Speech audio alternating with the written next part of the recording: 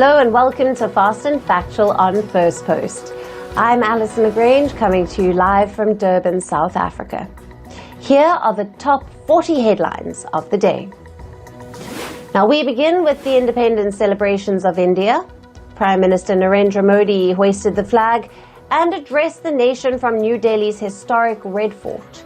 At 103 minutes, this was the longest Independence Day speech by any Indian Prime Minister. Leaders from countries, including the United States and Israel, extended warm wishes to India. The Indian embassies and high commissions around the world marked the day with flag-hoisting ceremonies and community gatherings. Warning Pakistan head-on. Prime Minister Modi has declared that blood and water cannot flow together. This as New Delhi keeps the Indus Water Treaty in abeyance after the Pahalgam terror attack. Prime Minister Modi vowed terrorists and their backers will be dealt with as one, with zero tolerance for nuclear blackmail. Now, pointing to Operation Sindoor's cross-border strikes, Prime Minister Modi hailed the homegrown weapon systems as the clearest sign yet of India's rising self-reliance in defense. In another highlight from Prime Minister Narendra Modi's speech, he said India's own semiconductor chips will roll out by the end of 2025. Prime Minister Modi also launched the National Deep Water Exploration Mission, an initiative to mine the deep sea for oil and gas to power a self-sufficient future for Indian citizens. India is opening the nuclear power sector to private investment, starting from mining uranium to its processing for energy needs. This was another major thing that's worth mentioning from the Prime Minister's Independence Day speech. He laid out the target to boost nuclear energy capacity 12-fold by the year 2047, to mark the occasion of India's 100th Independence Day. And Prime Minister Modi said Group Captain Shubhanshu Shukla, back from the International Space Station, will land in India soon.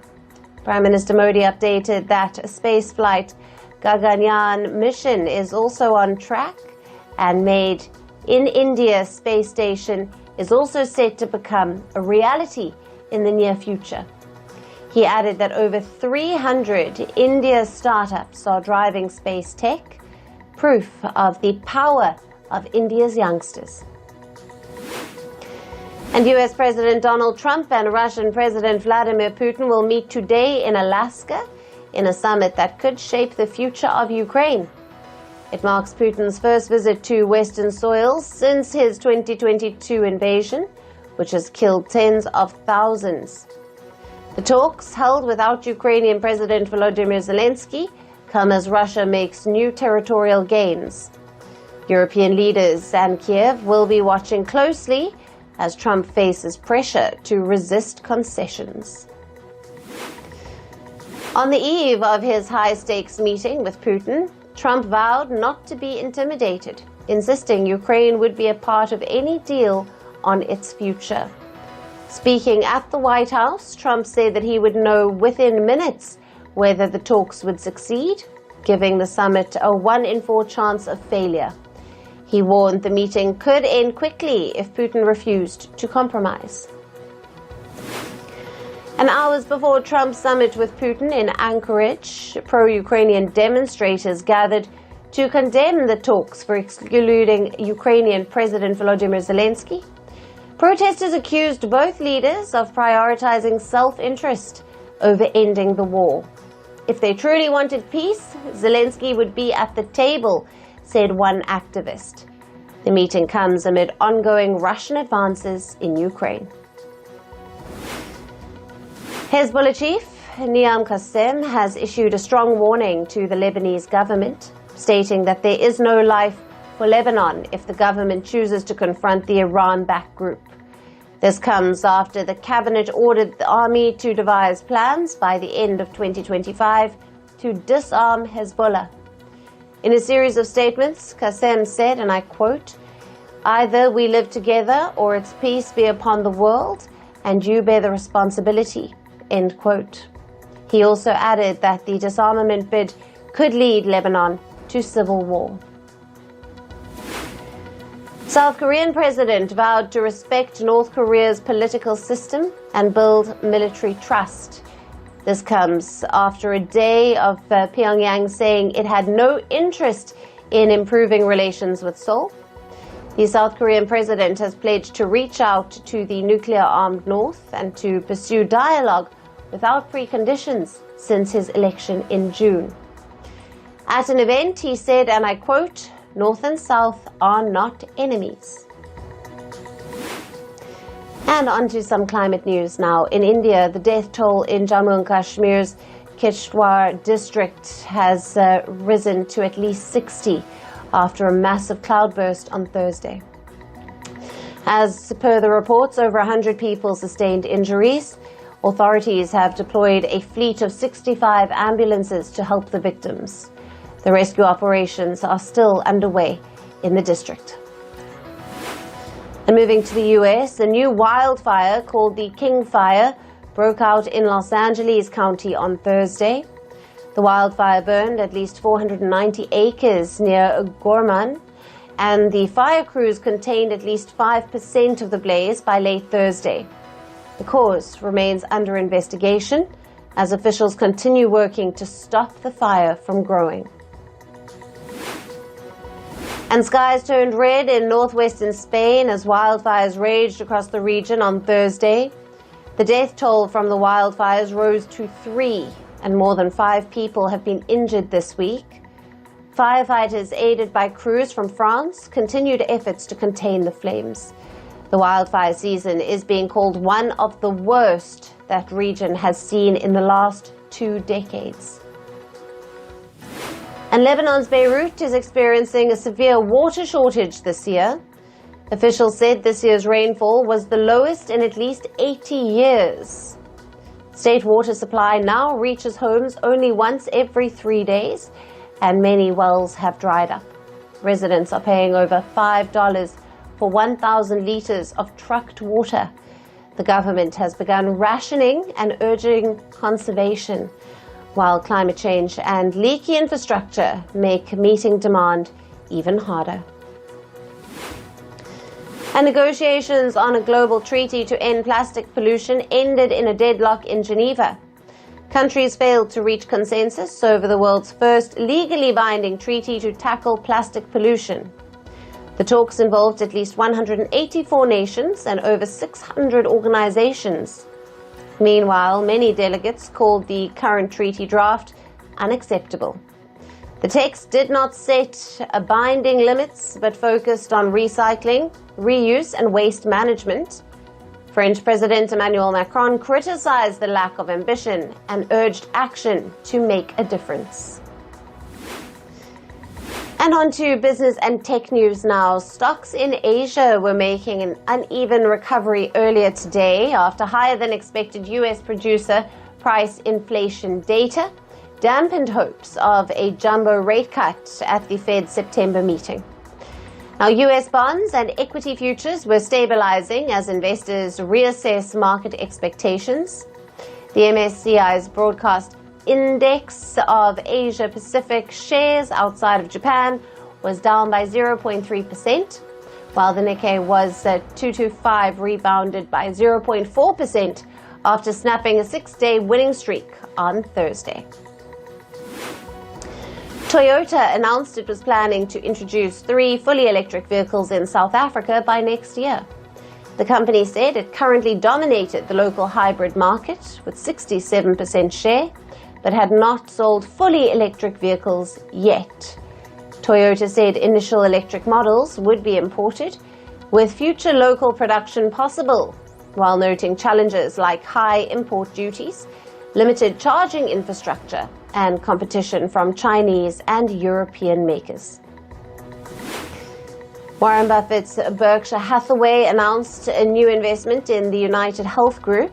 The company disclosed it held 5.04 million United Health shares, worth about $1.57 billion as of June the 30th. United Health Group's shares soared 8.5% in after-hours trading on Thursday. Meanwhile, Berkshire also sold 20 million Apple shares while adjusting other holdings. A new report suggested that the Trump administration is in talks with Intel about a potential government stake in the struggling chip maker. The discussions followed a meeting between President Trump and Intel CEO Lip-Bu after Trump publicly criticized Tan's links to Chinese firms. Such a move would mark another intervention by President Trump in industries seen as vital to national security. And Ukraine's largest mobile operator, Kyivstar, announced it would begin trading on the NASDAQ from today.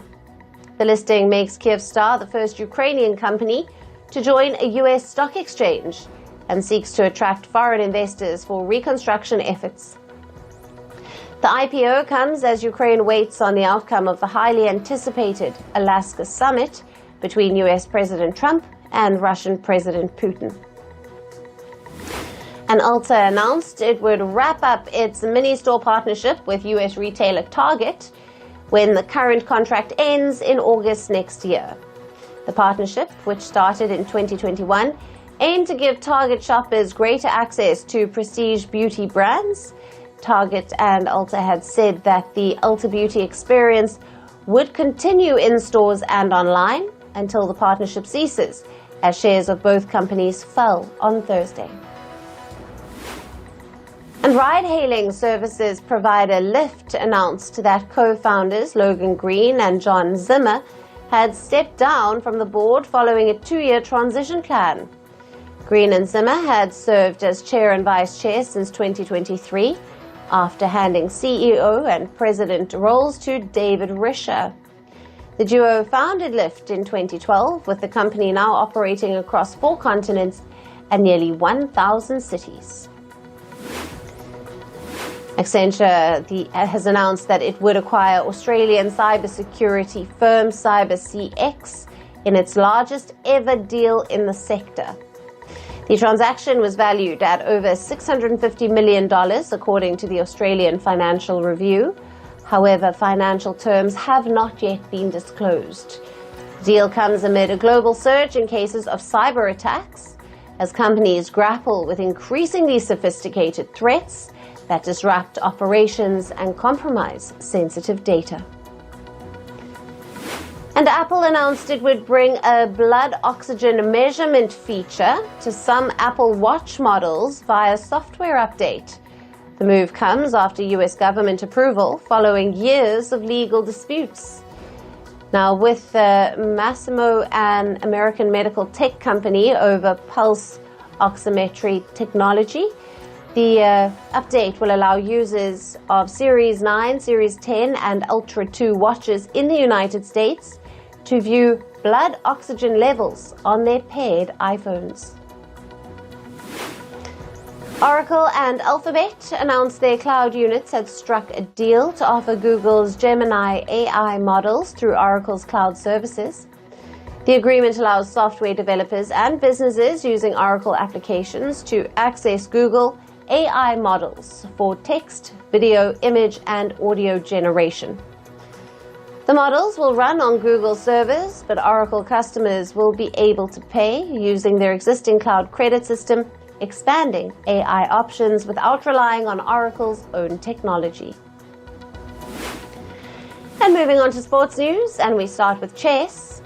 On the eve of India's Independence Day, President Droupadi Murmu hailed the country's dominance in chess. President Murmu, while referring to the recent All India Women's World Cup final, said that India's daughters are the country's pride. Now, Divya Deshmukh was recently crowned the world champion after she beat compatriot Koneru Humpy, and 19-year-old Gukesh was crowned as the youngest world champion last year. And just as President Murmu hailed India's chess dominance, the current world champion Gukesh vindicated his assertion in St. Louis. Gukesh beat the Italian-American Grandmaster Fabiano Caruana at the St. Louis Rapid and Blitz tournament. The tournament leader was handed defeat by Gukesh for the 4th time in a row, and Kurana heads into the Blitz portion sitting on top of the standings with 14 points. Gukesh moves forward at 4th place with 10 points. Meanwhile, German Grandmaster Vincent Keymer won the Chennai Grandmasters event. Keymer won with 1 round to spare, and he has become the first sole champion in the event's history. The 20-year-old secured the title after drawing the Dutch Grandmaster Jordan van Foreest, while the other results confirmed his victory on the leaderboard. And in tennis news, men's world number 1 Jannik Sinner beat Canadian Felix Auger-Aliassime, and this in straight sets at the Cincinnati Open quarterfinals. Sinner recorded his 25th straight victory at hard court and advanced to the semifinals in just 71 minutes. And men's world number 6 Ben Shelton set up Cincinnati Open semifinals clash with Alexander Zverev. He beat Jiri Lecha 6-4, 6-4 in the 4th round, punctuated by back-to-back aces to yield 3 match points.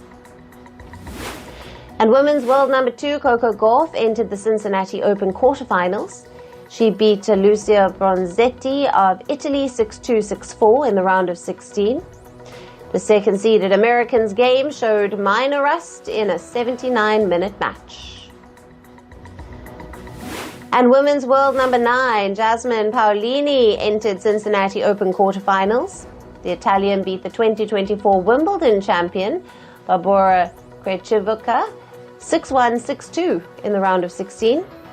Now, Krejcikova has had treatment on her left foot in the 2nd set, and her movement was clearly hampered.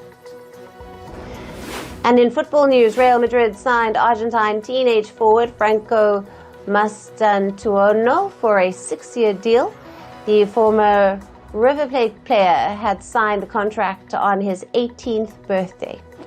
The club reportedly paid over $52 million to sign the forward. And in cricket, New Zealand cricket governing body announced Sam Wells will step down from his positions of selector and men's team since September of 2023. Wells oversaw a successful period of transition for the Black Caps. During his tenure, Wells saw New Zealand become the runner-ups of 2024 Champions Trophy, and New Zealand also recorded a historic 3-0 Test Series win in India in 2024.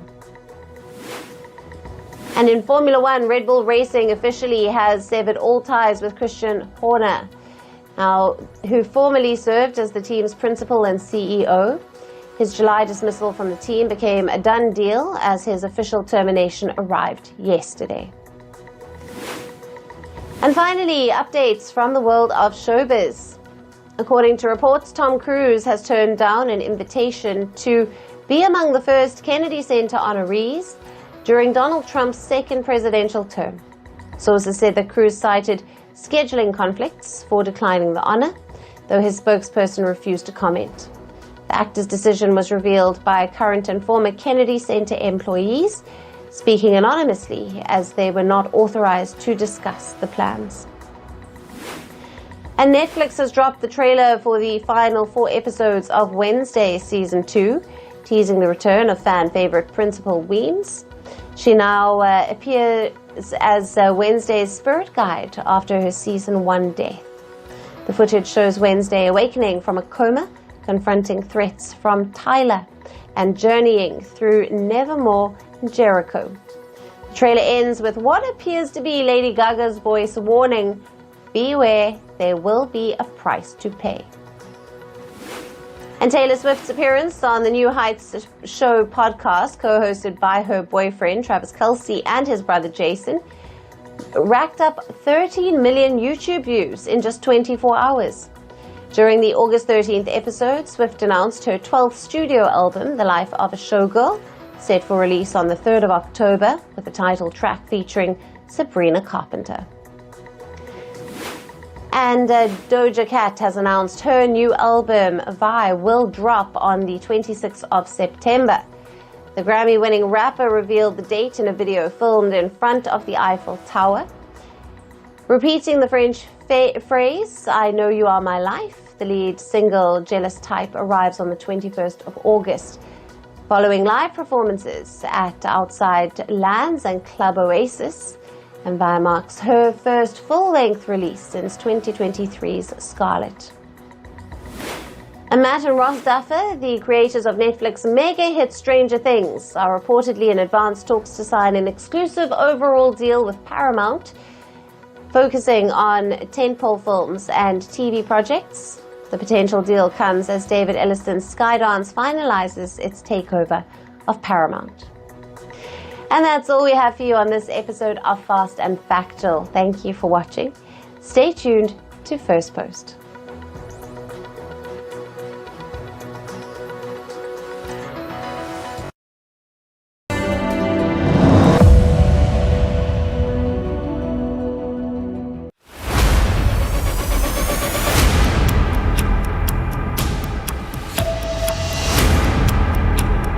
There will be very severe consequences.